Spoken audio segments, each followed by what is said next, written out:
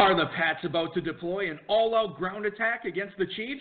What will happen to DJ Moore and Greg Olsen if Cam Newton sits out 2019 and we play a Would You Rather with DeAndre Hopkins? Plus, the 2018 FFPC $250,000 main event co-champion John Scuderi joins us to talk about how he built his team, the draft strategy he employed, and much more. We've got a great show for you. Dave Gerzak is here. I'm Eric Balkman.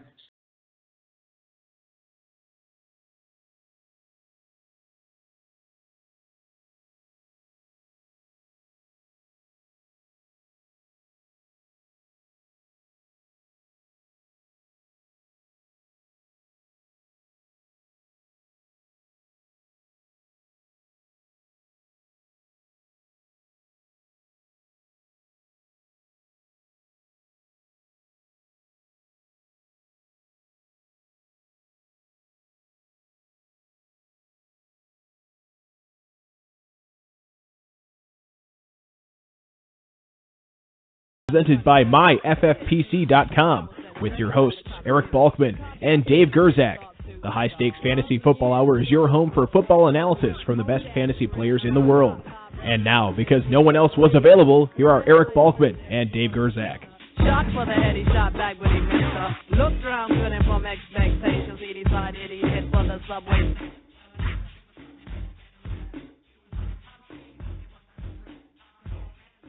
Hey, thanks, Rob. Greetings and salutations, all of you Balkaholics and Gerzak addicts. Welcome to the latest episode of the High Stakes Fantasy Football Hour presented by MyFFPC.com. I am, of course, your slightly above average host, Eric Balkman, and my co-host is the patron saint of fantasy football, the Dizzle, Dave Gerzak. Coming up on tonight's show, what kind of season is Jordan Howard in for next year? What to make of the new Rams backfield by committee? And 2018 FFPC main event champ John Scuderi drops in to talk about Juju Smith-Schuster, James White, and a ton more. Shout out to the chat room right now. Feel free to post any questions you might have in there. If you want to connect with us on Twitter, you can do so at HSFF Hour, at Eric Balkman, at David Gerzak. Facebook.com/HSFF Hour is where to get a hold of us there. And, of course, if you want to give us a call tonight and chat with us, 347-426-3682. That's 347-GAME-OVA. HighStakesFantasyFootball@gmail.com is where to send your emails. And our producer and mutual friend, Rob, audio engineer Bryce, will get those questions to us coming up in the fantasy feedback segment later on in the show, along with all the tweets and the chat room questions we get as well. Normally, I would tell you, hey, check out the High Stakes Lowdown, but we're on hiatus right now.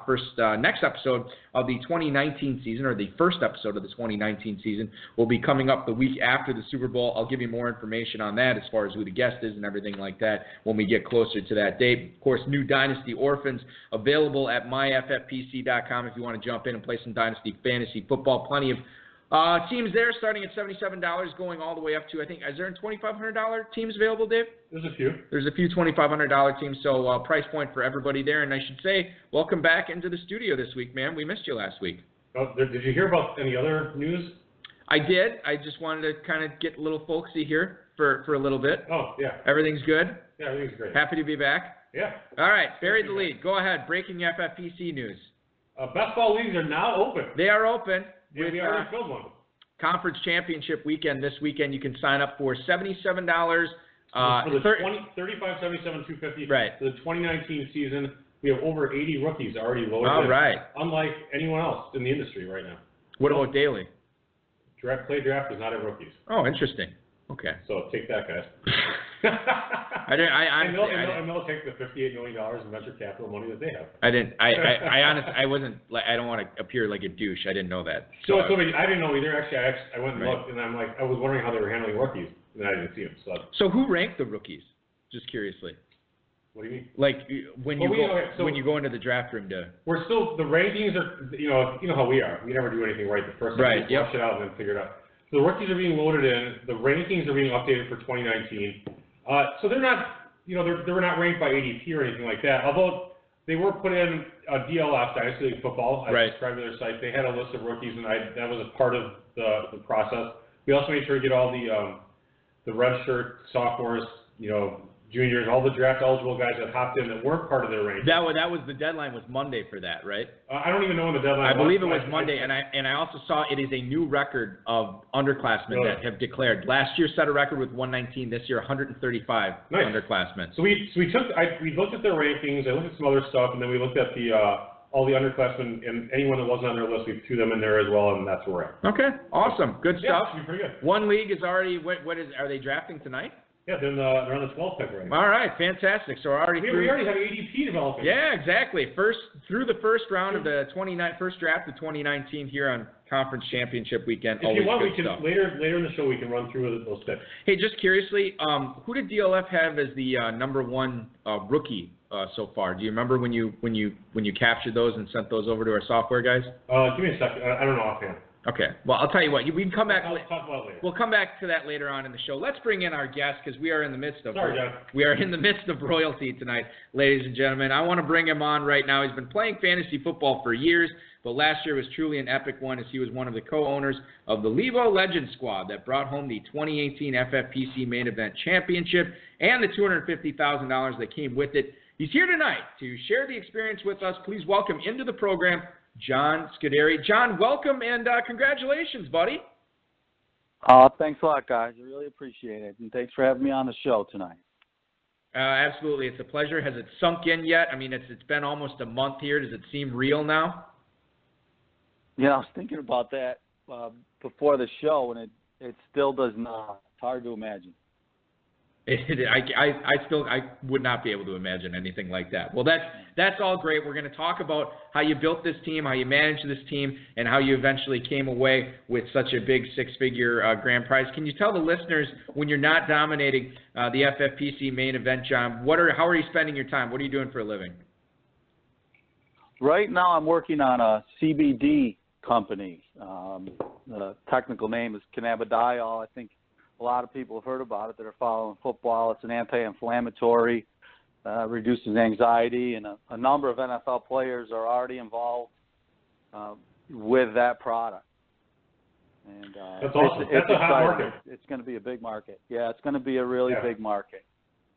That's great. You know, I co-host a local radio show here in Northeast Wisconsin, and I can admit this freely because he's admitted on the airwaves. But my co-host uses a CBD oil on his back. He has some back problems. He says it's fantastic for him. I have another coworker there who has a son that he has some anxiety issues or something, and I guess he's been using some form of CBD oil. I'm not really sure how, but he says it's helped him quite a bit. And we had another gentleman who was a sales executive at that same radio station, quit the radio station, has his own CBD oil business here in Northeast Wisconsin. Right. So you are right, my friend. It is good. You are getting in at the right time. That's great. Good for all of them. That's fantastic. Yeah. Yeah, it is good stuff. All right, let's get into the fantasy football portion of the show here and move on from CBD oil, although we'll probably get back to CBD oil at some point, Dave. So John, congrats on the win, $250,000. That's amazing. So you draft a team, you draft a team, and you look at it and you're like, sometimes I look at the teams I draft and I'm like, oh, this team is awesome. And then Gronk starts not playing or whatever. Le'Veon Bell never signed. Yeah, I didn't do that this year, thank God, because I was smart enough not to do that. But anyway, after you drafted the team, did you look at it and you said, Freeman doesn't play. Yeah. That'd be another one, another example. So after you drafted the team, did you look at it and did you say, man, this team really is, this is something else. I really like this team. I did like the team, but I wasn't sure. I really liked a few guys. I was extremely excited about Rashard Penny when I got him in 6. I thought he was just going to be a beast this year. Well, one of the running backs was. Yeah. Well, you know, it's interesting. If I remember, and John, feel free to correct me on this, but I know you took Penny on this team, and then I think you cut him, but then you reacquired him towards the end of the season, right? I don't remember. I don't think so. All right, I think maybe someone that's else picked him up. I think okay, that could else be picked him up when I cut him. Yeah. Fair enough. So basically, when you looked at this team, you thought it was good, but you didn't know if it had the potential to go all the way. But it got hot at the right time, man. It did. It did. And White in the beginning of the year was on fire because everybody got hurt.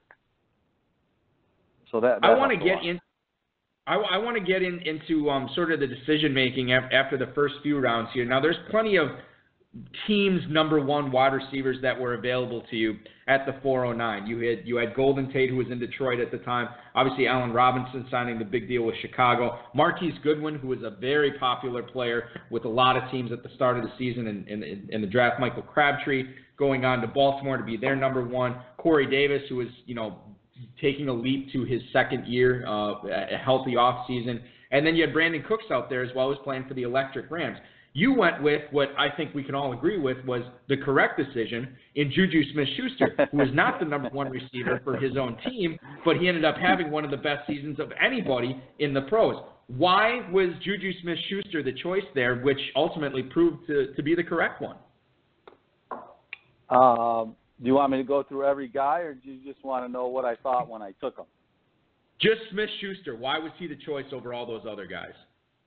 I liked him better than all those other guys. I liked the Steelers this year. You can look at my team. You can see I have Big Ben too, and I drafted McDonald. Juju came on so strong in the second half of last year that my feeling was they couldn't slow down getting him the ball. No one could stop him at the end of last year, and I knew they were going to let Big Ben call more of his own plays at the line. So if he saw whatever coverage he liked, and Juju was going to be able to get open, he wouldn't hesitate to throw it to him. And maybe it caused a little anxiety for Antonio Brown. I think we're seeing that now. Well, John, let me ask you this, because this is an interesting dynamic going on in Pittsburgh right now. We have the will they or won't they, as far as they letting Antonio Brown go or trading him or what have you. Let me frame the question like this: if Brown is gone next season, Juju Smith-Schuster will not benefit from having somebody on the other side of the field who can take a lot of pressure off of him, who can force teams not to double him. Now, if it is James Washington or whoever, somebody else on the other side of the field, they're not going to have near the presence to do that Juju Smith-Schuster enjoyed this past season. However, he should get a higher target share. Are you on board with Juju Smith-Schuster having another top 10 wide receiver season next year if Antonio Brown is not there? I am 100%. I think they'll play him in the slot more too. I bet he plays 75% out of the slot. Interesting. I know you love Juju, Dave. I love Juju. Yeah. I think the fact that he was nominated as a team MVP, that really that is key. Tweak Antonio Brown to no end. Yeah. Anyway, That's great. That locker, I bet you everyone hates Antonio Brown in that locker room. I don't know if they hate him, but certainly I think he's similar to. Everyone loves Juju. Not to the level of Le'Veon Bell, but I think he might have worn out his welcome in Pittsburgh. He's out. Yeah. Anyway, moving on. So, Patriots running backs. You have a lot of guts, my friend, because you took one. At the 704 pick, you had to choose between James White and Sony Michel. Sony Michel was dinged up coming into the season. James White was the guy who always, I saw a tweet. I'm going to digress from this question. I saw a tweet from someone, and they were talking about the Patriots being underdogs, and they were mad because everyone wants the Patriots to lose because they fear that the Patriots will only get to the Super Bowl and James White will catch 15 passes and win. Yep. So anyway, you had the option of Mr. 15 passes in the Super Bowl, James White, Sony Michel at 704, and you chose James White. Why did you pick him there? And you obviously felt pretty good about it, right? I did. And it was a tough call. It was, because you guys know when a team drafts a running back as high as Michel was drafted, they're going to use him. That's why I like Penny that much. I figured they were really going to use him. And I said, look at the great deal I'm getting here at the end of 6 on Penny. He was dinged up. They weren't sure when he was going to play, but I knew he was going to play. And I was Hill out at that time. I think Hill might have been declared out. I think that was the determining factor is why I took White. Michel was dinged, Hill was gone, and Burkhead doesn't have that third down role. You guys know in PPR, if you have the third down role, you're going to get your points. And White plays a lot in the red zone. So I weighed all that, and I went with White, and I just kind of got lucky with everyone getting hurt. You know, and the other thing, too, is, you know, and Dave, I think you kind of alluded to this earlier without saying it, but, you know, there's a stigma to drafting these Patriots running backs in the respect you never know which one is going to go off on any given week. And I don't want to say James White is, you know, immune to that, because he certainly is not. He had his share of duds this year as well. But I think the fact that he has those pass-catching chops, the fact that Tom Brady has not only thrown to him quite a bit, but they've won games where Tom Brady is throwing to him quite a bit, I think that makes him a little bit more attractive there. And if I remember correctly, Dave, and you can correct me if I'm wrong, we kind of – Sony Michel had that knee thing in the preseason, and I don't know if he played at all in the preseason, but I know there was some question as far as not only is he going to be healthy for week one, but what his status was going to be as far as the early part of the season and how much – run that the Patriots would ultimately give him in September and October, which made James White a little bit more attractive there as well. Yeah, remember that? Yeah, I remember that. I remember that Sony Michel was he was someone, I still thought he was worth considering in that 7th, 8th round range. And he did pretty well later in the season. Not to interrupt you, but for what it's worth, John took James White there, the very next pick, Sony Michel. So they went back to back in this draft. So it was very, very close there, and certainly. We'll get at least one more game to see how this thing all shakes out on Sunday, this White-Michel split, because I know that's going to be another popular decision again, a polarizing decision that people are going to have to make come the mid rounds of 2019 draft. In fact, probably going to be making that this weekend in one of the FFPC drafts that's going on, and we'll see where White and Michel go in that draft as well, Dave. In my opinion, it's going to flip, and I think Michel's going to take the reins, be the guy that gets drafted significantly earlier than White, because White did start to struggle later down the stretch. They weren't using him quite as frequently. He did catch 15 passes last week, for what it's worth. Yeah, I get it. But I mean, he also had a couple of games where he caught 2 passes. That is true. So and he basically is non-existent as a rusher. Pretty much, right. So I guess we'll see. Plus, you still have to deal with you're just assuming that they're just going to keep him and everything's going to be the same. Right. That's not guaranteed necessarily at this point. We know Michel is going to be there. Yeah. That's for sure. He's got a rookie deal. No, totally true. John Scuderi is our guest here tonight. He of one of the co-champions of the 2018 FFPC main event title, $250,000 that comes along with it. And John, you talked about this earlier in the interview that you said this team was good. You thought it had potential. You're managing it throughout the season. Do you remember at what point you were kind of like, and maybe it was early on, maybe it wasn't until very late in the season, but do you remember at what point you looked at that squad as you're setting the lineup or placing some blind bids or what have you, and you're like, you know what? This team has a real shot to get hot at the end of the season and win this whole competition. Do you remember when that occurred to you? I remember exactly when it happened. After week 14. How many points did you score? 226. Oh yeah. Yeah, that'll do it. Yeah, that would do it for me. Especially when you can put up anything over 200 that late in the season, you got a real shot, and it certainly worked out for you. Do you remember? I'm just curious, and we'll get into the Eli McGuire question next. But down the stretch in the championship round, John, do you remember when you were talking with Gary or what have you, as far as lineup decisions go, were you ever faced with any real tough ones that you were racking your brain about, or did this lineup sort of set itself given the matchups and the talent that you had on it those last 3 weeks of the year? No, there were some big ones. I was really struggling with, especially the last week of the season.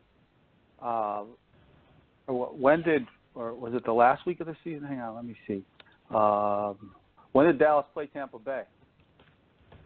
Was that week 15, Dave, I want to say? Or was that 16? 15 or 16. What the hell would I know? I'm just asking. I didn't know.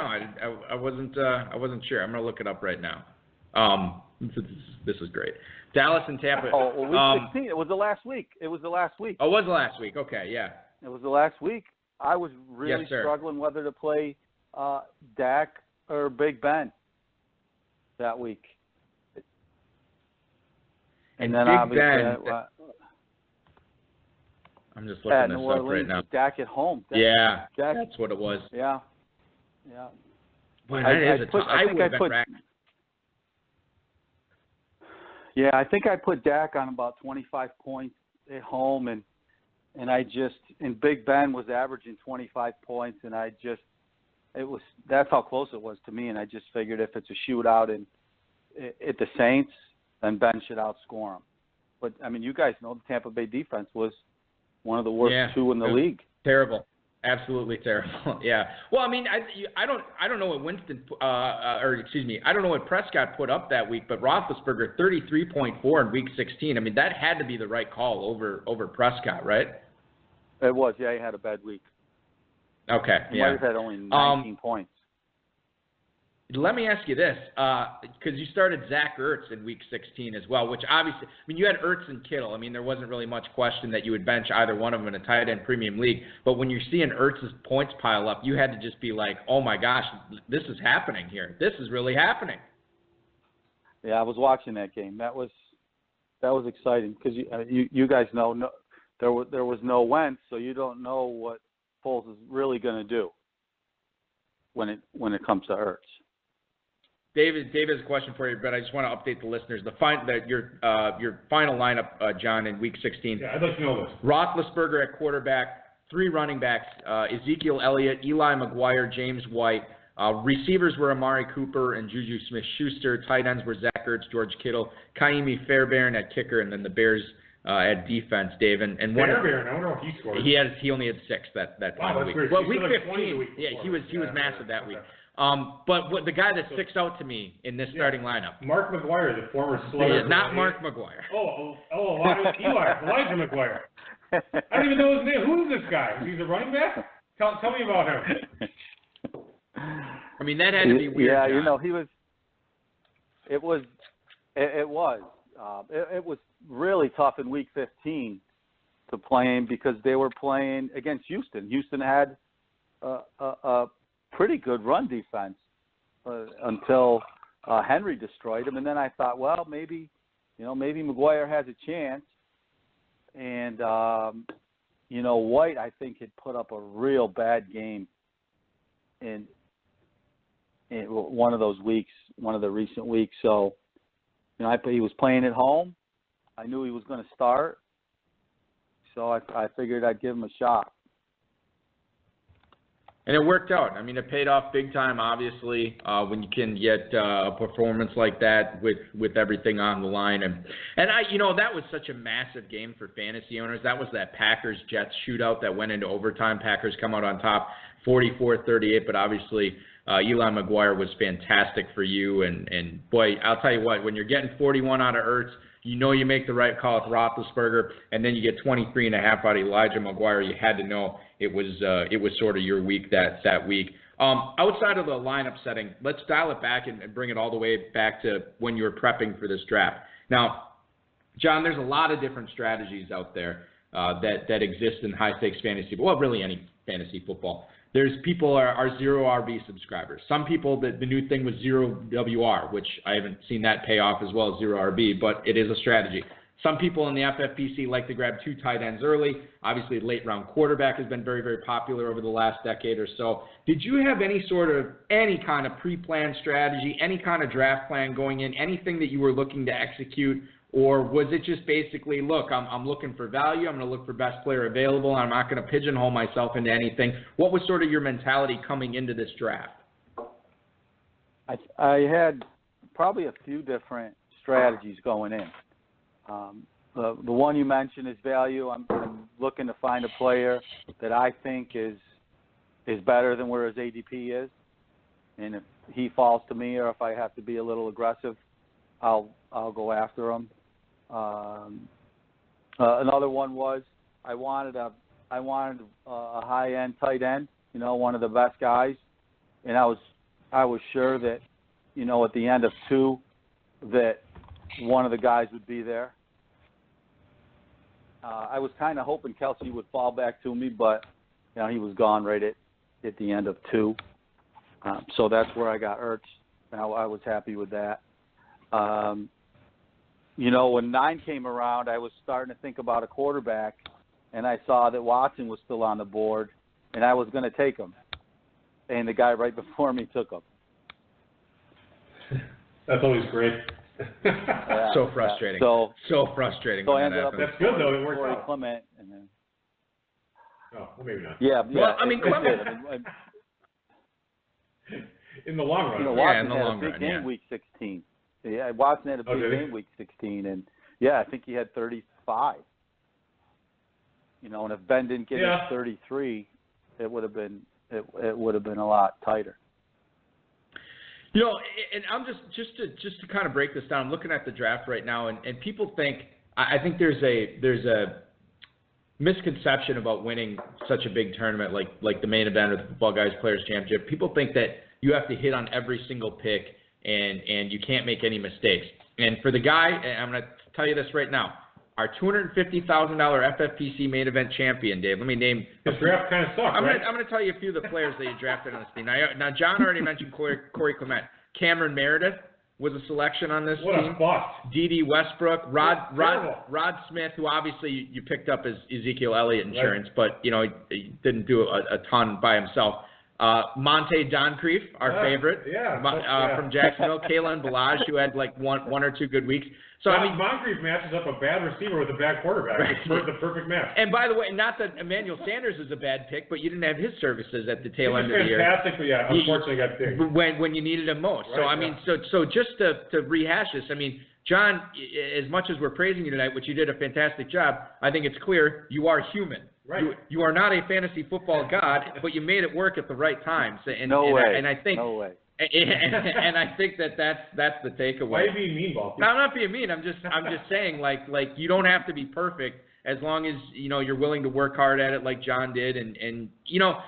I will say one. And I'll say Rashad Penny, who we mentioned already earlier too, as a 6th-round pick, by and large did not work out. But I thought that was my best pick. I thought he was my best pick of the draft. What he did do well though, right? He got guys like Juju, who was a player drafted in the 4th, who became a player worth like a 1st. Right. Ertz, who was drafted where he was, became worth. Got him at the 209. And then James White and 7th-round pick. Yeah, I mean, George Kittle in the 8th. That was huge. Those are massive, huge values. Ben Roethlisberger in the 11th. Right. As much as we don't talk about quarterbacks, he ended up being quarterback too. Vance McDonald in the 15th worked out, obviously. Say what you will about Amari Cooper, your 3rd-round pick here, John, that you took at the 304. 47 in that 1 week. But I'm telling you, you know, when he runs hot, he is white hot, and sometimes that's all you need. And then you get Ezekiel Elliott on this team, who was just an absolute beast all season long. You know, Elliott Dave is a guy that I was not really on earlier in this season. Caught like 70-some, 80-some balls this year. Yeah, I'm going to be on him next year. I totally am going to be on Ezekiel Elliott next year, great. No question. Yeah. Anyway, I agree. Dave, go ahead. Yep. All right, next question. So, John, just one thing I will say, just to finish that whole point, is when John looks at drafting next year, when he goes in and he looks at all these players to pick, he's going to look and he's going to be like, I cannot get the same team, right, John? That's what you're going to say, like, man, this team, now they're all going way, way, way earlier. Is that right? I think a lot of you really can't. I mean, Ertz, he might go earlier. Ertz and Kelsey might go earlier. Gronk won't go Smith-Schuster. Obviously. Juju will go way earlier. I think Zeke might go right where he's going, and I know, Balky, you like him. I like him again, too. I think he's going to have another good year. Absolutely. All right, so this is my real question. Yeah. No, but we're with you. We're definitely with you on that. Go ahead. My real question was about that last weekend, watching the NFL games, you know, watching your team perform. What did you do? How did you spend your time watching it? You know, were you just walk us through it a little bit if you could. Well, I just I went over to my cousin Ronnie's house. He's a Glimmer man. You guys might have seen him in a few leagues, and so he plays high stakes, and he knew it was on the line. So we watched the games together, and it was just us. You know, his son was around a little bit, but we kind of kept the room to ourselves. And Gary was in Chicago, so I was texting him and talked to him during the day on Sunday too. And so that Gary, was it.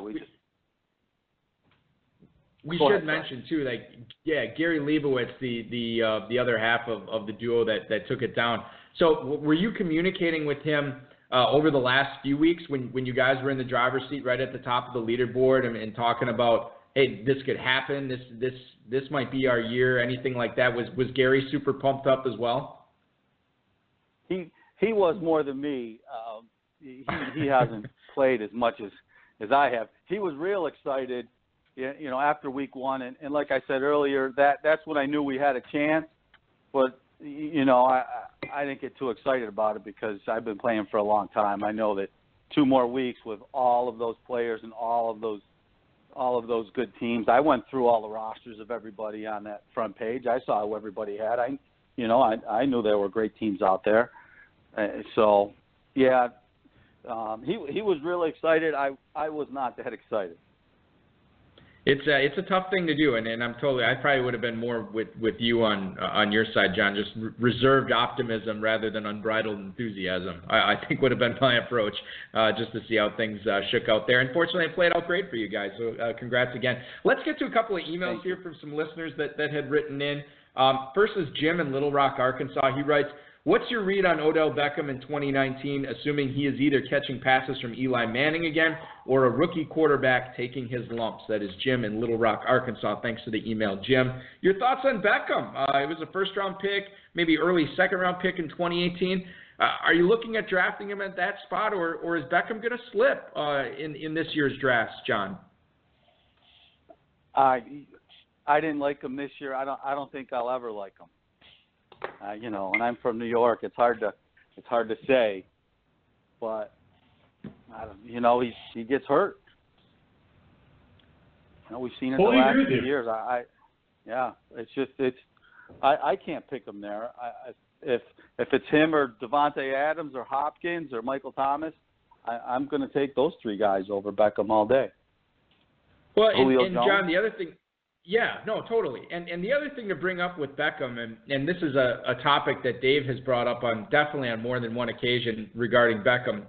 Take the injuries out of the equation, but I think his mentality and Beckham's approach and passion for the game and the way he carries himself, I think that gives you a little pass to maybe look another way and go with a guy with similar talent and maybe less emotional issues, I guess is a good way of saying it, because he wears his heart on his sleeve, and I think sometimes that gets the best of him. And, eventually that could cost him in the long run, where you don't have to deal with that with Julio Jones, Michael Thomas, as you were saying, guys like that.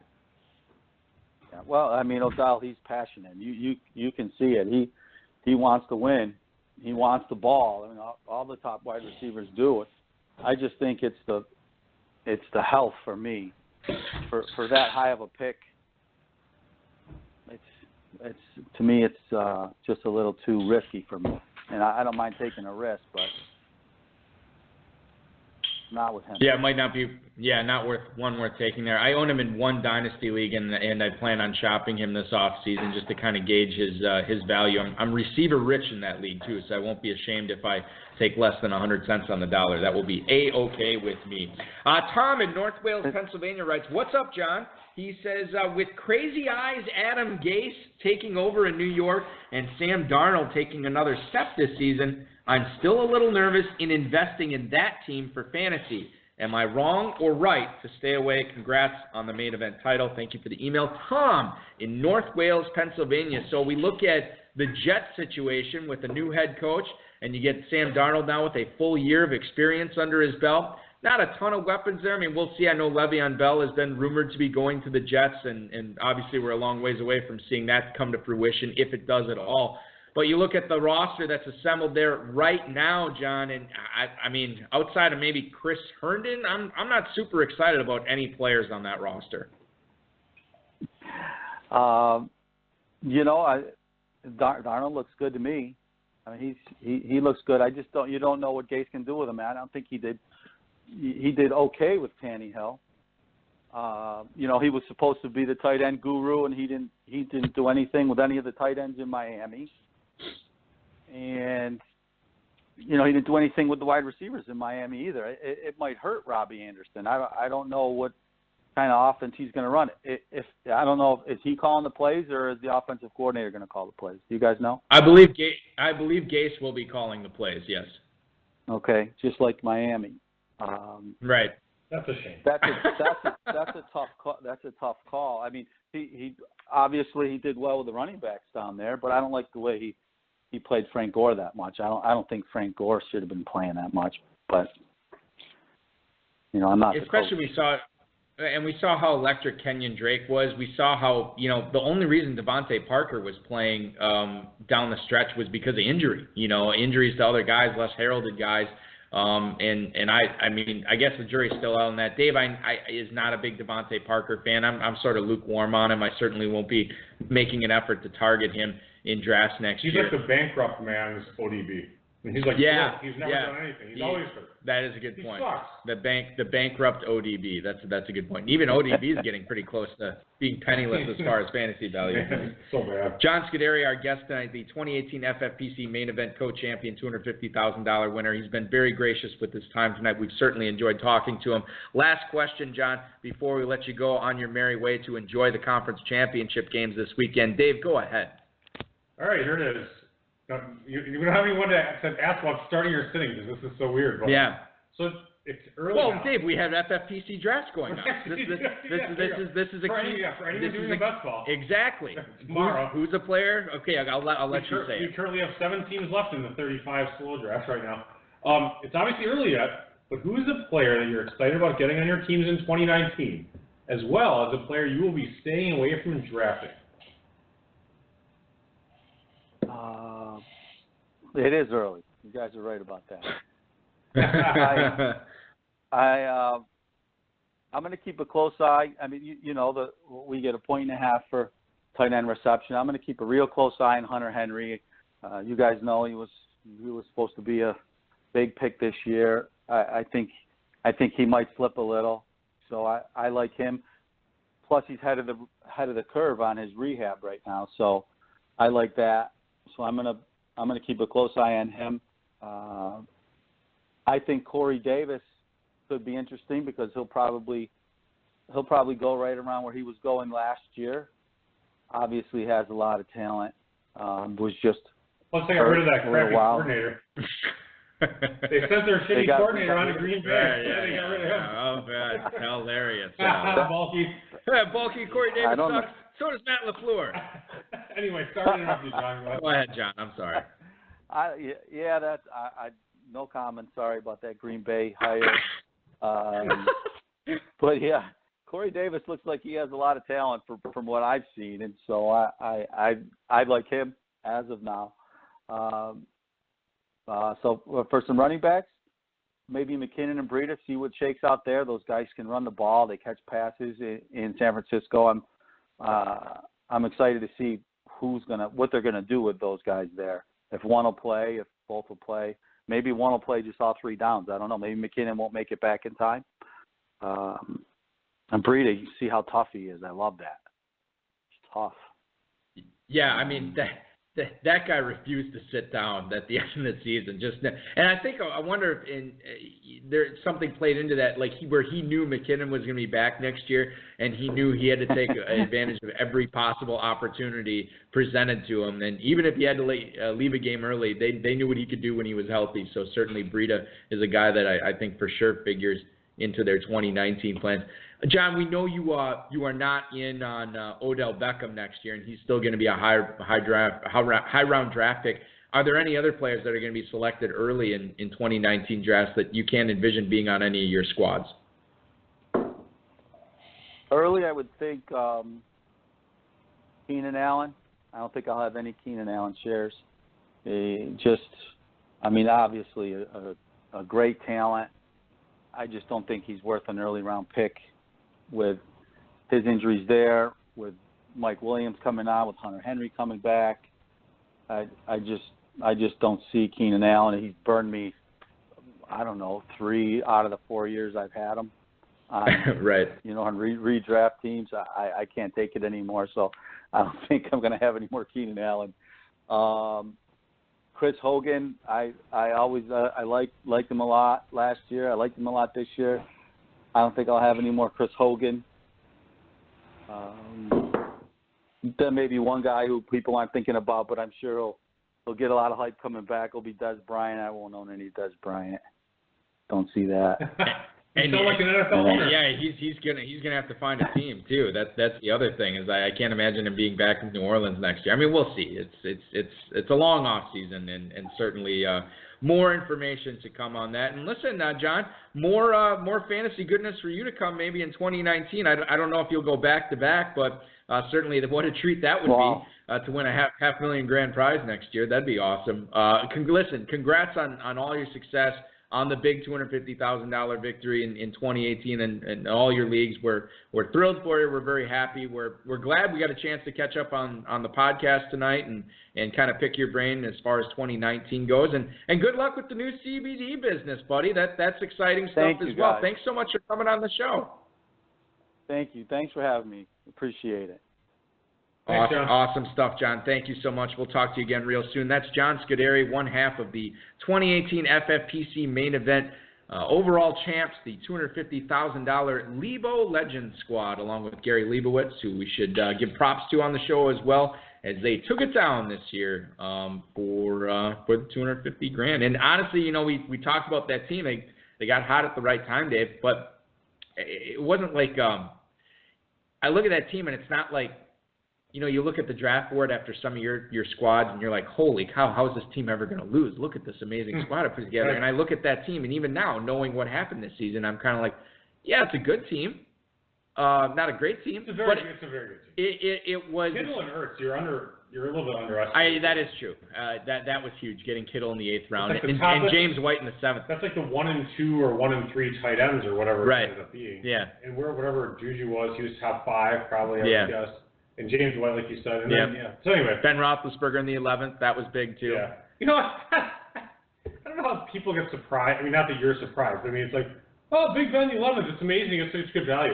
He's on every damn year. Hold on. Every year. But I will say this. I am heavily invested in Ben Roethlisberger. I know you are. We've all talked about him this year. Draft Big Ben. Right. But the fact of the matter is, I never saw it coming that he was going to be the number 2 quarterback in fantasy behind Patrick Mahomes. That I did not see coming. I mean, to me, that's always just kind of like the randomness part of where a guy like Big Ben could end up finishing. But sure, I get what you're saying. I guess maybe I would never predicted him there, I guess, but I wouldn't have predicted Mahomes one either, of course. Right.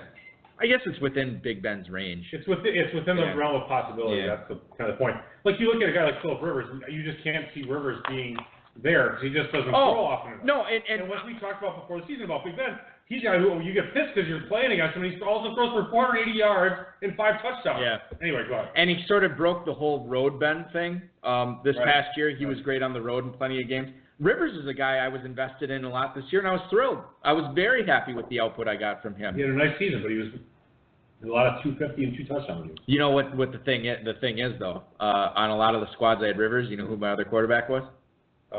No. Patrick Mahomes.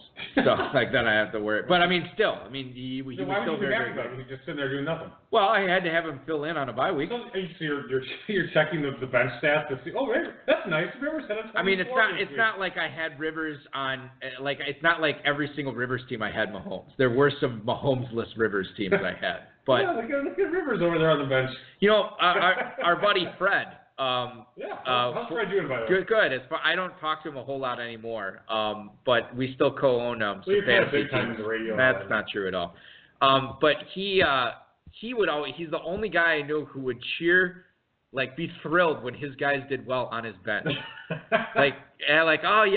Charlie Garner. Holy cow, Fred! Charlie Garner had 170 yards and 3 touchdowns this week. Oh, that's awesome. Oh, did you start him? Well, no, but gives me good feeling for starting him next week. Fred, that's an interesting take. More often. He's an optimistic guy. He's a very optimistic guy. I think part of the reason happier in life, I think. We share a fantasy basketball team this past year, and I can say this fairly unequivocally. It is the worst team I've ever drafted with him in any fantasy sport. It is one of the worst teams in the league. For this season? For this season. What do you have, LeBron? No. It's been bad. We don't need to get into it. It's been real bad. Don't worry. I wouldn't know if you did. I'm looking forward to baseball. You don't have Curry, of course. No Curry. Because he's good. I'm trying to think who our first-round pick was. I think we took Russell Westbrook. KG? No. Kevin Garnett. God, that would be a travesty.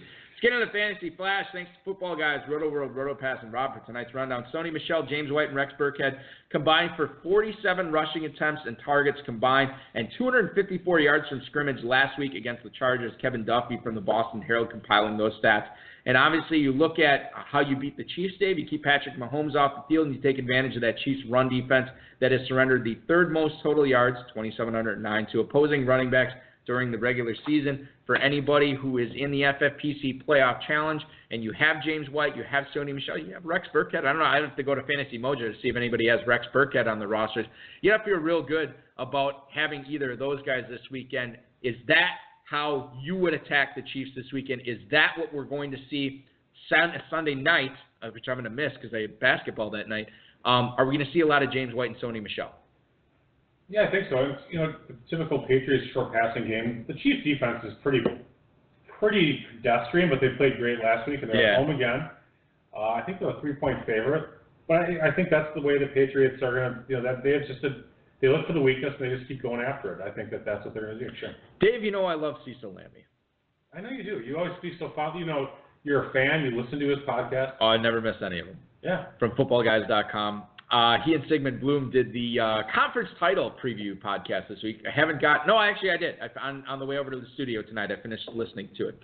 And Cecil Lammey, they're talking about the Rams and Saints, and he was talking about how he envisioned that, hey, this Rams-Saints game could be a lower scoring game than a lot of people are thinking out there. I'm like, oh, okay, this is interesting. I'll turn an ear to this, give a special ear to listen to this.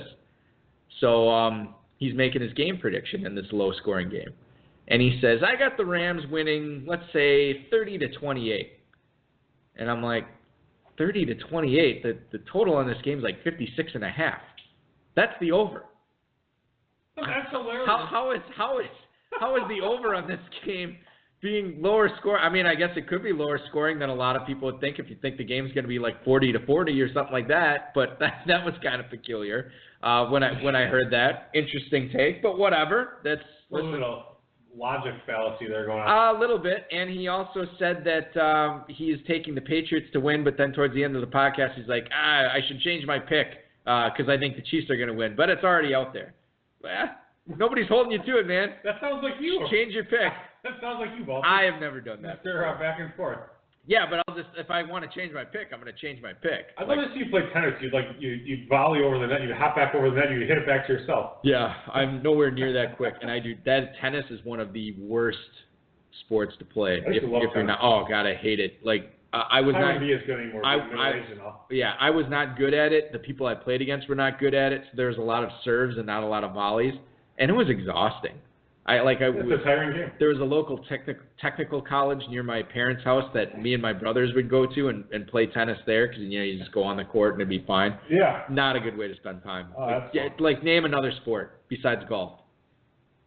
Golf isn't really a sport. Okay, we'll name another sport. Track. Yeah, I'd rather do track. Name another one. Highline. Yeah, I'd rather do highline. Bull riding. I'd rather do tennis. Just because of the whole death. Yeah, I got more of a shot of dying in bull riding. Plus the paralysis, the quadriplegic. Yeah, I don't need to mess around with that. Jordan, I wasn't trying to trip you up. No, that just came to my mind. That's fine. So anyway. By the way, you know who is the local expert on bull riding as far as fantasy football podcasts go? Right. Cecil Lammey. Knows a lot about bull riding. Oh yeah, he's covered it. He's been there. He could tell you some stories. He could spin you some yarns on that. Jordan Howard holds little value if the team decides to move him or at least shop him around during this upcoming offseason, according to the latest article from Brad Biggs of the Chicago Tribune. He pointed out that Jordan Howard's in the final year of his rookie deal, and that running back, let's face it, pretty replaceable. At least that's how most NFL GMs view the position in the NFL. He had fewer than 1,000 yards rushing this past season, the first time he has failed to hit the century mark, the 1,000-yard mark. He had 935 rushing yards this past season. Biggs says that Howard's greatest value in 2019 would simply just be depth for the Bears. Did you see the Kareem Hunt comments that Ryan Pace and Matt Nagy made this week, Dave? Where no, but when I just see, I'm sorry to interrupt. Yeah. Go ahead. Well, I was just neither one of them ruled out Kareem Hunt potentially joining the Bears. Did you see Stephen A. Smith? I'm gonna cut you off. I'm gonna cut you off right there. No, I did not. Whatever Stephen A. Smith said this week, I did not see it. He was talking about players. It was like a 30-second little thing. He was talking about players have to deal with, and he's like, well, I mean, Drew Brees is great, but I mean, you still have to worry about guys like Kareem Hunt. Well, no, you don't. He's not playing. Wait a minute. Hold on. I need to stop you this here. Week. He said that this week. Yeah, literally on the air, like possibly today. This is coming off a performance where whatever it was 3 or 4 weeks ago, when he was previewing that Chargers-Chiefs game and said that the Chiefs needed to be worried about Hunter Henry. Exactly. Who was out. IR. No, he wasn't. Was he on IR? They never put him on IR, but he was out. Pup or what? Pup. They said the Chargers had to worry about Derek Johnson, who wasn't in the NFL at the time. Yeah. And you saw the puzzled looks from this guy does not follow football. And by the way, no, I won't go down that road, but I will say this: right around that same time, I did see it when he was doing some. By the way, why is Stephen A. Smith doing UFC coverage for ESPN? But whoever the UFC announcer was had to. Does he look like he's ever fought? Fought like a shirt. Like he'd fight a long sleeve shirt trying to get the arm. Yeah, maybe. But when he was covering the UFC fight, the UFC commentator next to him nudged him with his elbow because he was falling asleep on air. I got to tell you, he must be on ESPN, you need to give Stephen A. Smith a vacation. This is actually something I talked about on Football Daily, brought to you by Fast Signs, more than fast, more than signs, on the show with Leo and Balky, weekdays 2 to 3, Monday through Friday on 95.3, 99.1 FM, Oshkosh, The Score, AM 1570, which you can also hear on the Score app. Download that from the App Store for your Android or iOS devices. That was one of the things I brought up was Stephen A. Smith. Not that anybody cares about this, but I think he's just – I don't want to blame him too much because I think ESPN's overworking him quite a bit. Get back to Jordan Howard. Not into him for 2019, and for Dynasty, I'm seeing what I can get him right now. If I can get a second-round pick for Jordan Howard, I'm doing it every day of the week. You know, I never liked Jordan Howard, and there was a small period of time when he held a lot of value, and that time has passed. Passed, yep. But, you know, hopefully if you dealt him at that point, that you could have gotten some good value out of him. Right. But it goes back to the fact that he was a fourth or late third, or I think he was a fourth-round pick. He's just not a pedigree back. He's not that great of a back. He's not a pass catcher. Right. He used to deal with Cohen all the time. Dave, let's say I have the 212, which I do in all my Dynasty leagues because I won all of them this past year. I offer you the 212. Fake news. I will offer you the 212. Oh, I forgot to tell you this. Did you get hired by BuzzFeed? What was that BuzzFeed story? Somebody came with the they had a groundbreaking story about how I can't remember what it was. It was like, hold on, I got it on my phone here because I haven't. Cohen lied for Trump. Trump directed Cohen to lie for something. I got it. Special counsel's office issues rare rebuke on BuzzFeed's report about President Trump and Cohen. Yeah, I haven't read it yet. Mueller their office actually said that their article was fake because of the fact that it was such an inflammatory article. Right. It was an article if it was all totally true. Got it. They would argue for impeachment or whatever. Right. But it was totally fake. Right. And Mueller had to actually come out and say, look, we're investigating a lot of crap, but that's totally not true at all. Do you remember Orlando Tucker at all? He played forward for the Badgers when they were ranked number 1 in the country. Yeah. Was he a smart guy? Like he had all those. I don't know if he was particularly smart, but he was at the Red Smith Awards banquet here in Northeast Wisconsin. This is an awards banquet that happens every year, and it is in Northeast Wisconsin, but they attract a national audience. I think Bob Costas has been at it before, former manager of the Cardinals, Whitey Herzog. Yeah, I mean there's been a lot of people at this. Well, it happened this past week, and my co-host from the show joked that we were going to get invited to the press part of it because we're in the media in Northeast Wisconsin. Why didn't you? I never got an invite. He said we would. He's been to it several times. We didn't get an invite, which is fine. I don't care. But he didn't know I didn't go. So I told him that I was partying with Orlando Tucker all night at the Red Smith banquet. I said, yeah, where were you, Leo? Like, I was there hanging out. I was looking for you all night and never found you. And I kept this ruse up for about 5 or 6 minutes before I finally told him. Like, I said, yeah, we're going to go to Lake Mendota in Madison. He's got a place there. He invited me out. We're going to party it up with it. And he was like, oh, my God, I can't believe I missed this. And I'm like, yeah, I made it all up. Nice job. So anyway, getting back to this whole thing. Totally. If I offer you the 212 for Jordan Howard, would you take that?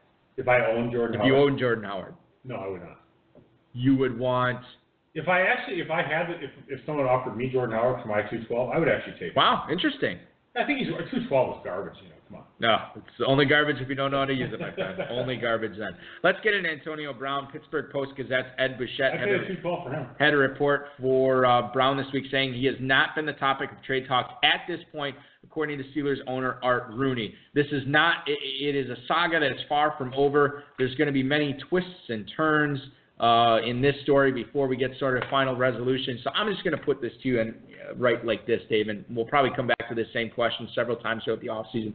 Percentage chance that Antonio Brown is on the Steelers roster week 1 of the 2019 season. What do you set it at right now? I would honestly say like 40%. All right. I think it's like close to 50-50. I think it's like 65.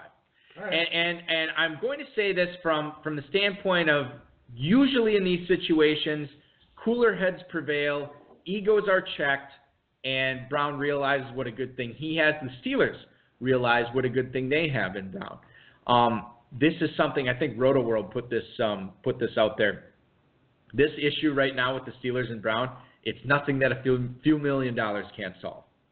Well, I mean, they don't. First of all, they shouldn't pay him anymore. He's already making like crazy money as it is, like 15, 12, whatever it is. You could restructure and he would. But he doesn't. Yeah, that's probably true. Right.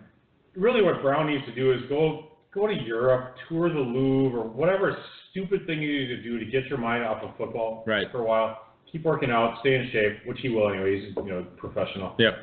He was just on The Masked Singer. I don't want to.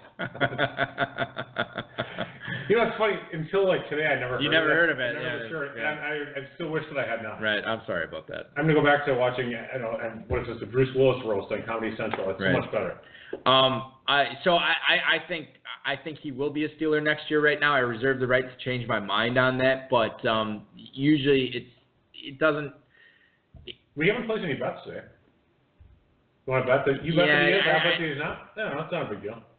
All right, no, that's fine. That's fine. We can do that. So I bet you're at 65, I'm at 40, so let's just. What the hell? Right. So I have 5 on Antonio Brown being on the Steelers week 1 of the 2019 season. I have 5, and he is not on the Steelers week 1 of the 2019. Oh yeah, baby. There you go. Got some action. Week 1 and Steelers 2019. Got it.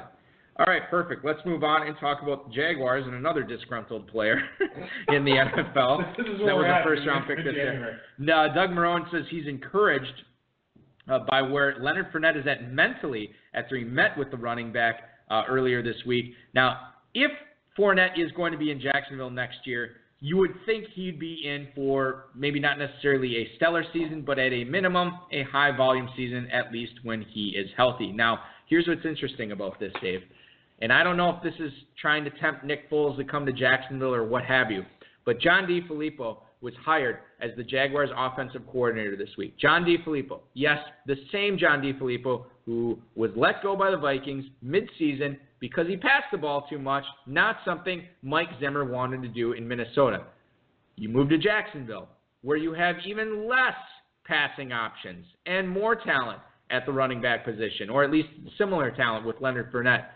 This doesn't strike me as a situation where this is going to be beneficial for Leonard Fournette to have a guy who loves calling pass plays be the new offensive coordinator there. This is not a meshing offense right now, and this is something that I think is a situation not necessarily for me to monitor right now, but for me, I'll have to see how it shakes out, and maybe you can tell me if Leonard Fournette went in the first round of this FFPC draft that's going on right now. But I'm not on board with him right now at all. He's not going to go first. Okay, so there you go. Well, I have a few things I want to say. Go ahead. Let's get it off your chest. First of all, I think I'm encouraged by the meeting. Marrone and Fournette, that's nice. Yep, and he already met with Tom Coughlin, too. That's good. That's also good. I think, Fournette's a super talented player. He's had some injury issues. And I feel like if the Jaguars are a stock, they're like at the bottom. They're oversold. Now is the time to buy. Now is the time to buy. So I feel like Fournette is the time to buy. First, and so now let's talk about, I'm going to get into the race thing a little bit here. Oh, God. So, here we go. Doug Marrone. What does his name end in? E. That's right, a vowel. A vowel. John DeFilippo. What does his name end in? A vowel. That's right, they're both Italian. All right. Leonard Fournette. What does his name end in? E. That's right. He's also Italian. He's Italian. All right. So 3 Italian guys. I'm not so sure about Fournette, but nevertheless, you got these three Italian guys who are going to get together and they're going to work this out. Yeah, get they're some Pisons. spaghetti and some vino. Yeah, it'll be fine. Yeah. So that's it. Leonard Fournetti. Yeah. He's from South Italy. Doug Maroni. They're all Sicilian. Yeah, I haven't watched The Sopranos lately. Yeah. Fournetti, Maroni, Di Filippo, they'll figure it out. Best advice I can give Jacksonville: drop the gun, take the Fournetti. That's right. Yeah. I like Fournetti. Yeah. For 2019. All right. So if you're serious about this, you and I have to talk. Actually, I do like Fournette. Okay. If you are serious about that, then we need to talk trade. And I have no idea what your Gridiron Legends roster looks like, but I've been looking to trade Leonard Fournette for some time. So sure. We can look at that. All right. Perfect. David Newton. This is. I probably should have put this closer to the top of Fantasy Flash. David Newton, the ESPN Panthers reporter, suggested that Cam Newton. It's possible that he misses all of 2019 if he decides to go under the knife and have surgery on that troublesome shoulder. Wait, you kind of blew it. You should have said David Newton suggested that Cam Newton, no relation. Right, I should have said that. Yeah, I'm sorry. Newton obviously was a train wreck down the stretch. We saw David? Cam. I think David Newton's reporting was spot on down the stretch for Carolina. I also liked it. The team and him have not decided which way they're going to go on this. Cam Newton, while he was healthy, was pretty good with Norv Turner as the new offensive coordinator there. And you'd think that 2019 would be another successful season. But, Dave, non-zero chance he does not play in 2019. Now, if that is the case, I don't know if Nick Foles goes there. They get another quarterback. Probably, I can't imagine them drafting somebody. But, some sort like Joe Flacco, maybe he goes there. And I guess this is sort of an unfair question to pose to you, but I'm going to do it anyway. Christian McCaffrey's going to be just fine, regardless of who his quarterback is next year. I wouldn't really say that. Okay, get into that a little bit. Well, I mean, as much as everybody said Cam never threw the ball short, he did. In order to set the NFL record for something, you have to have a lot of things going for you. McCaffrey set it for running back receptions running back receptions, right? Highest ever. If Cam's not the quarterback, that might be less. It could be 80. I mean, I don't know. But nevertheless, you're not guaranteed that whoever it is going to throw the ball as well to him as he did before. So I don't know. I can't just arbitrarily say. I guess my thought is even if McCaffrey regresses significantly, he is still going to be a very valuable fantasy commodity and a slam dunk first round pick this year. Yeah, but that doesn't really help. Because you now have to dissect. Is he the 103, the 104, the 102, the 101? Well, that all matters. Okay, that's fine. But if you're, let me just say he's a blanket first round pick. Sure, that's true. Right. But I mean, if you're talking about taking him in the top 4, I guess I question that. Given that if there is going to be a new quarterback this year, that to me seems a little rich. It's funny that you say that because you just a minute ago said the opposite. I said he's going to be just fine. I think he will be just fine. But if you're talking about taking him in the top 4 picks, that's where you should consider him. Yeah, well, I can make pretty strong cases to not take him in the top 4 and let him slip to the mid. The guy who set the running back record for receptions. Yeah. Highest ever. Yeah. That's the highest floor in PPR league. Well, hold on. How's that his floor? Well, I mean, I'm saying if he's the number guy who's going to catch the most passes, that's a huge high floor. If he does it again, hold on. I'll say this right now. Even if you have a battered, let's say you have Cam Newton, he decides to rest and rehab, right? He doesn't go under the knife. Let's say that the shoulder injury rears its ugly head again, and he's not able to pump the ball downfield to DJ Moore, Greg Olsen, Ian Thomas, Devin Funchess, what have you. Even if that happens, I still think he regresses. I don't think he breaks his own record this year. That's my point. Okay, go ahead. And if he does not break the record, I still think he is fine as a first round pick. Now, I probably right now I would look at taking Saquon Barkley, Todd Gurley, Ezekiel Elliott, all ahead of him. David Johnson, I'm not so sure yet. But those are all guys that I just off the top of my head, I like those 3 guys better than Christian McCaffrey coming into this season because of the unknown. But if I have a 5 or 6 pick in a draft and he's still out there, yeah, I'll take him and I'll feel all right about it. I don't think it's a slam dunk. You're totally wrong. All right, tell me how I'm wrong because we should explore this. Well, who's the number 1 running back this past year? Todd Gurley. Christian McCaffrey was. Okay, I didn't know that. That's fine. I knew he was 1 or 2. I thought he was 2. On a point per game basis, Gurley was 1. There you So go. I'll grant you that because he sat out week 16. Barkley was 3. So McCaffrey averaged 25.5 points per game. Right. Gurley averaged 26.7. Barkley 24.1. Kamara 23.6. Oh, yeah, I forgot about Kamara, too. Gordon actually averaged 24.1. That's impressive. That's what so then you have Elliott at 22.0, James Conner 22.6. So those, it's like 7 backs. Right. It's McCaffrey, and I know you just said that he's going to regress to the mean, but I mean, how do we know what the mean is for a second-year running back that got stronger after he was visibly bigger in his upper body? All right, maybe, okay. So I'm not saying he's all of a sudden catch more passes, but we don't know where his mean is. Maybe his mean is what he just did as a player. Yeah. So we don't know where we don't know. You're right, and I'm not saying he regresses all the way to the mean, but I'll put this just as flatly as I can state it. I don't think he has the season. I don't think he puts up the same numbers he does in 2019 as he does in 2018. I think they're less than that. And that's a fair statement. I also think that even though they will be less, they will be very, very valuable for anybody who uses a mid-first round pick on him. So again, when you say mid-first round pick, tell me 5 other players you're taking from. Okay. So give me 4 other players. All right. So Gurley, Elliott, Barkley, and Kamara? Yeah, because you gotta search for him. You gotta seek him out. Yeah, well, I mean, I will do more research than just being on the clock here in a second. It's fine. Ingram's probably moving on next year, by the way. He might be. Probably not be a Saint next year, and then I'm sure. Think about how. He's gonna have a great season. Yeah. I'm sure he will do well. Yeah, and Drew Brees is going to be 50 years old next year too. That's Think right. about that. No, but outside of that, I mean, like I would have no qualms using a mid first round pick on McCaffrey. I would have no qualms using a top 2 pick on McCaffrey. Okay, so there you go. That's my personal. We should. I'm sure we will put 5 on that at some point. There's not a good way. I don't know all of a sudden I was a little bit. This is something I'm glad you brought up because our friend brought up. I forgot. John Scuderi tonight. No, our friend. He's a Twitter friend. He writes for RotoViz, great guy. Jake Rickroad. It might have been Rickroad. Okay. Might have been someone else, but I think it was Rickroad. One of our other friends at RotoViz. Whatever, there's plenty of them. Yeah. Said that Barkley has 8 49-yard plus runs, and he said all the players, all the current running backs in the NFL that have had 49-yard plus runs. Gurley had 9, Barkley has had 8 in his career, which is 1 year. Yeah. And then it was all downhill from there. And then he said, should be the 101 in any format, Barkley. Okay. I'm like, okay, well, 49-yard runs doesn't make you an awesome PPR. I mean, it's a great stat. Right. But I mean, if the team sucks again, they had Eli crappy Manning, what if they draft a rookie quarterback who's worse than Eli? That's tough to do. It's tough to do, but it's totally possible. I mean, look at John Rosen or Darnold wasn't all that great.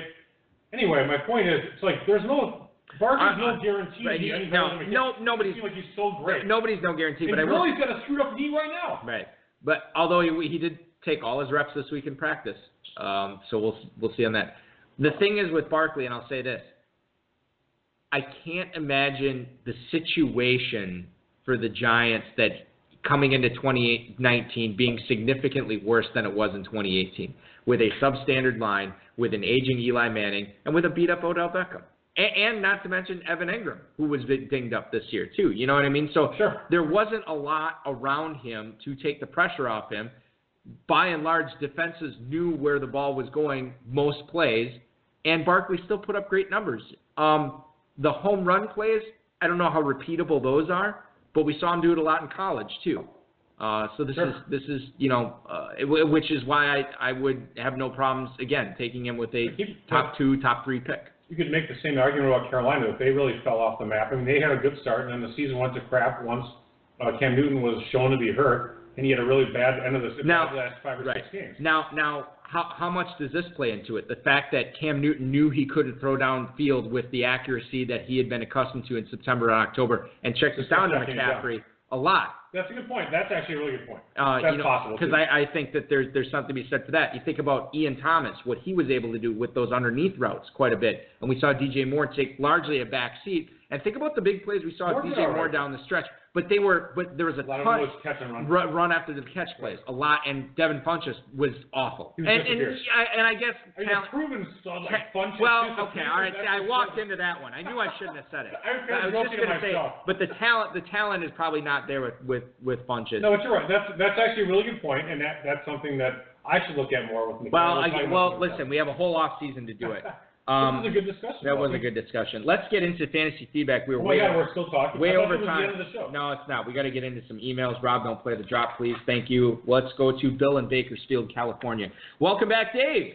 Is Anthony Miller having shoulder surgery a good or bad thing for his fantasy value in 2019? This is a good baseball question, if this is baseball, because oftentimes you see these pitchers that try to rest and rehab their shoulder and elbow.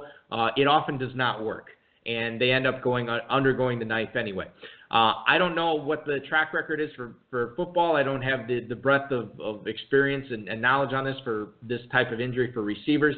But I got to believe if he's undergoing the knife in the injury again? Shoulder injury. He had shoulder surgery. He's going to have shoulder surgery, or maybe he did this week. I missed the report on it. But if he hasn't undergone it, he will be undergoing it shortly. That's what they said, shoulder. Shoulder surgery. I didn't say labrum or whatever. Thanks. But I mean, you look at this, what it does for 2019, Dave. He had a pretty good season. It was a touchdown heavy season. I don't think he topped 40 catches this year. I'm not sure he topped 400 yards. I can tell you he got in the end zone 7 times. And this is his rookie season. Now, this is a guy who was an older guy coming out of Memphis, a guy that I don't think you and I were super high on coming into the dynasty rookie drafts at all. But you look at Anthony Miller with Mitchell Trubisky coming into the 2019 season. Obviously, Allen Robinson had the massive playoff game. We know what he's capable of. The fact that he's having shoulder surgery now, does that give you pause if you're drafting him, or do you think he's just going to be A-okay and step in and make that sophomore jump that we've seen receivers do before? I feel pretty all right about Anthony Miller, actually, although Robinson looked decent, so I question if he's going to be number 2 in the pecking order, in my opinion. Miller will be, right? Miller will be, yeah. I think he'll be all right, and I think he'll take a step forward. He did better than I thought he probably would. Yeah. So I'm fairly optimistic. As long as he's good for, maybe not the initial OTAs, but as long as he's good for camp, I feel decent about it. And shoulder surgery, I had it. I mean, granted, it was a labrum thing or whatever. You recover from it quickly enough, right. You're fine. I will be very interested. Millions of these surgeries. I will be very interested to see how this Bears ADP shakes out because, quite frankly, I don't have a good handle on where any of these Bears skill guys are going to go. Allen Robinson, Taylor Gabriel, Anthony Miller, Trey Burton, Tariq Cohen, Jordan Howard. I have no idea. And until I kind of see how the rest of the fantasy players and not industry, but the rest of the high-stakes players, how they value these Bears players, I really don't have an opinion on these guys because they were so hit and miss all season long. And quite frankly, Dave, they were hit and miss all of 2018, and the Bears went 12-4. So I can't believe Matt Nagy's going to change anything he did the way he ran this team in 2018 as opposed to how he's going to run it in 2019 because clearly it worked last season, and I think that's going to continue. So I'm going to be looking for the values on this Bears team. It makes some sense. I wonder where they're going to be. Do you like any of these guys? I mean, Tariq Cohen, I think, is the only guy that really stands out to me going forward. I still like Allen Robinson to some extent. I don't know. I drafted him on a bunch of teams this year as my number 4 receiver and was nonplussed. I did not draft him very much this year, so maybe I'm a little bit less mixed. Well, yeah. No question you are. Brett in East Grand Forks, Minnesota. The more I think about it, the more I get excited about Christian Kirk in a Cliff Kingsbury run offense in Arizona. So when are you guys opening 2019 league so I can start drafting him before the hype drives his ADP way up? Happy conference title games this weekend. Today. Yes, it is today. Thank you for the email, Brett. Let's get back to the Cliff Kingsbury angle as he takes over the offense and the team in Arizona. We don't know what's going on with Larry Fitzgerald. I think he's going to be back this year, but we haven't heard definitively that he will. By the way, did you hear about Fitz? No, I did not. Go ahead. He had a hole-in-one today while golfing with Barack Obama. Isn't that cool? I mean, that's pretty awesome. This is the kind in of stuff Florida. You can't get this on any other podcast. I mean, he's golfing with Barack Obama. And he hits the hole-in-one. That's fantastic. Yeah. Good for Fitz. You go to the University of Phoenix online, and stuff goes right for you. He did go to the University of Pittsburgh first. But I mean, you got a degree from the U Phoenix online. Right. Now, don't go to Phoenix to go there. It's online. Right. Anyway, Christian Kirk. Making a sophomore leap next year, and yeah, I think so. Cliff Kingsbury offense, you could see a ton of targets, Dave. This could be one of those receivers that you draft as like your number 5 receiver, and he ends up being your number 2 or your number 3 this year. Yeah, he's one of those guys that for some reason I didn't get him anywhere, so I kind of want to dislike him in Dynasty. I have him in a few Dynasty spots. But I actually like him, so that means even though I don't have him roster him, so the fact that I like him means I really like him. Okay, all right. Well, I'm optimistic about him. We can talk. I'm willing to part with them. Oh, you're selling, all right. Yeah, I'm selling. Jay in Napier, Nebraska. Not sure if you guys saw this C.J. Anderson thing coming. Oh, which, by the way. Yes, we did. I had him. It's funny. You have been championing the C.J. Anderson play in the playoff challenge. Yeah, the flyer. Why not? And you were not on the show last week. We had Pros vs. Joe's champs, Caleb Alcorn and Sean Isaacs on. And we all kind of were talking about how much we No. We were all kind of talking about how we like C.J. Anderson. And we got some love on Twitter. And I can't remember the Twitter name. It said, hey, HSFFOR, thanks for the C.J. Anderson love. Wish I would have had the Onions to play. That's cool. And he didn't play. That's all right. So, but I give you a lot of credit on that. Well, I mean, we'll see. It could still work out. I mean, we'll see what happens. Well, here's what his question is. It's kind of driving Todd Gurley down for me if this Rams backfield is going to be an RBBC. Would you be looking to shop Todd Terrific in Dino now? That is Jay in Jasper, Nebraska. Is this a long-term or short-term C.J. Anderson thing? I mean, it could end up being fairly long-term, but I doubt it. I mean, I guess whatever. Let's say he's definitely no, not reducing Gurley's value. Okay. And by the way, in the 35, Todd Gurley went with the 101 pick. Can we go through that first? Sure. Do you have the first round? We're at the 202 ball. Okay, perfect. Let's go through the first round at least for the fun. first FFPC draft, the real money draft of the year. So 35. Yeah. 35. All right. Yeah. Don't reveal any names, but it went Todd Gurley 101, and then how to. Juan Barkley at the 102. Okay, Barkley. Yep. Ezekiel Elliott at 103. Yep. CMC McCaffrey at the 104. He went at 104. Got it. Alvin Kamara at 105. So all running backs so far. Michael Thomas at the 106. As the first receiver off the board, got it. Another receiver at 107, and that would be? DeAndre Hopkins? Yes. All right. First tight end off the board at 108 is? Of course, it's Bubba Franks. Travis Kelce. That was my second guess. 109, we go to Devontae Adams. Right. That's actually nice. We're gonna get into Devontae Adams in a little bit here. 110, David Johnson. Wow. All right. Can I say? Guess at the 111. Give me a position. I can't do that. Patrick Mahomes. There you go. By not giving you a Once position. you said I couldn't, then I knew. Mahomes at the 111, Right. Okay, the 112. Julio. Got it. And the 201. Let's just do that one. The 201 and 202. Kittle. Oh, Kittle at the 201. 202, God, I love fantasy football. The 201, and there's only one cheetah out there. Then we're at the There's two cheetahs. One cheetah Tyreek Hill is Tom Brady. He's a cheetah. But the other cheetah is Tyreek Hill. Very funny. God, that's great. George Kittle at the 201. Isn't it fun, dude? God, isn't it great? Brilliant. This is fantasy amazing. Yeah, it is. Fantasy is amazing. I love it. 13 picks in, you got Kittle going to 201. That's great. Okay, so C.J. Anderson, let's say he's a thing. Let's say he enters the season as Todd Gurley's handcuff. Is it an 85-15 split? Is that how you see it going into 2019? There's no one that's an 85-15 split ball. It's like a 70-30. Even guys that are like, even Gurley would be like this, a 70-30, I think, about. Okay. Well, worst would be 99-1. Is that what it would be? Yeah, that's McCaffrey. Can't handle all the McCaffrey's 99-1. All right. By the way, that is the one thing about McCaffrey. He gets almost every touch. Look at Brandon Cooks on TV. That's so badass. Can you imagine if Carolina took a running back on day 2? Can you just imagine that? I'd be livid. Can you imagine all the McCaffrey owners? Oh, man. I mean, what the hell is going on? Some big bruising 250-pound back. Or worse. Or they signed Bell. No. Oh, my God, yeah. Or worse, a pass-catching running back. Oh, God. God, I can't even imagine. Carolina wouldn't do that, would they? I don't know. Jerry in Stamping Ground, Kentucky. Hey, Demarius and Will. Could you guys play the first Would You Rather of 2019 with DeAndre Hopkins and how many wideouts you take over him in redraft next season? Thanks, y'all. That's Jerry in Stamping Ground, Kentucky. Let's make this a quick one. Right. I'm not going to play the thing. So DeAndre Hopkins, Dave, or... This is redraft? Redraft. DeAndre Hopkins or Adam Thielen? Hopkins. I agree. This is me talk. DeAndre Hopkins or Keenan Allen? Hopkins. Agree. DeAndre Hopkins or Juju Smith-Schuster? Hopkins. I agree. DeAndre Hopkins or Tyreek Hill? Hopkins. I agree. DeAndre Hopkins or Antonio Brown? Hopkins. DeAndre Hopkins or Michael Thomas? That's close. I'm going to still take Hopkins for some reason. I would too. And now I'm just going by, this is according to Fantasy Pros for their rankings right now.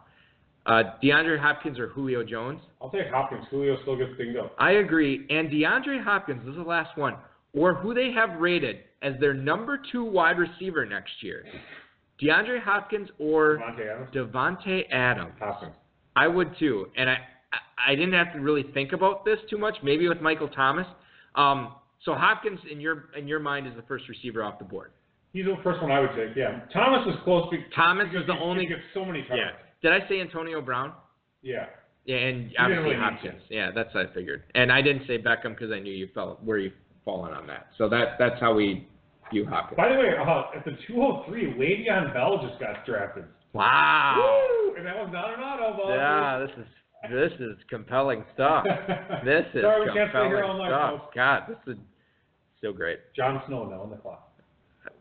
Why would you say something like that? Who cares? Jon Snow doesn't care. I mean, people might figure out who that is. I don't know who it is, but people might figure J-O-H-N. Hey, come on. Jesus.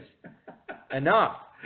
Kevin in Dallas wraps up tonight's show, thankfully, before Dave reveals J-O-H-N is not really revealing anything. I'm just what happens if this guy names his teams like Jon Snow, J-O-H-N, and everybody realizes He actually is J-O-N, but now you ruined it.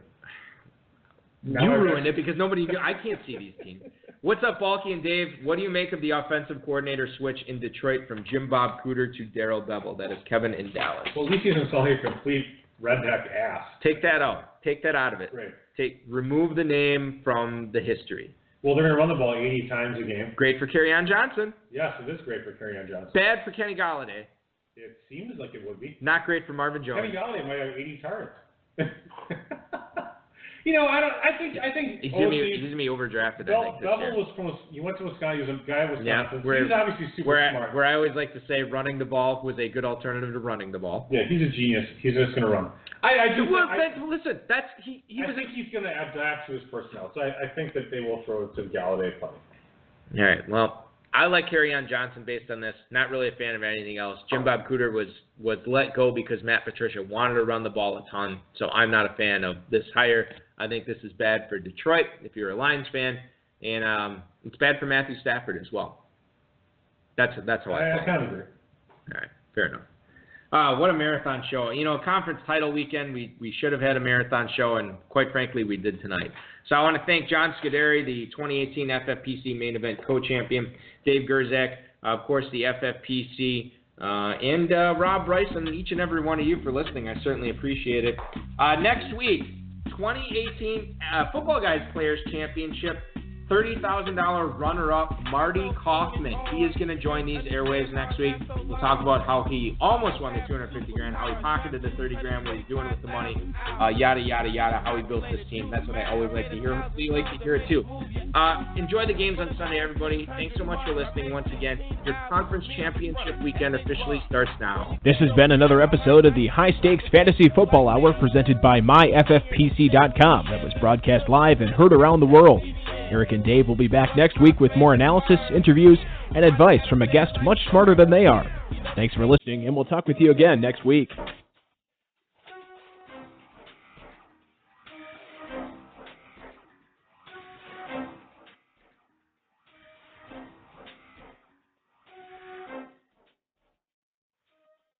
Let's say you were in this FFPC draft tonight. Gurley goes 101. You have the 102 pick. Who do you take? McCaffrey. Well, you don't even think about it. Just because it's for fun right now, yeah. Well, okay, let's say it was a main event draft. I might still take McCaffrey. It depends. If Cam was back and healthy, I would take McCaffrey. Yeah, I know, but we don't know that. That's the point. Well, I wouldn't take her to main event draft in January, would I? Let me ask you this. Maybe that's what the FFPC has to do. Main event draft in January. Trust me, if I'm dealing with Alex Long and what happened in a couple Hey, Dave, why don't we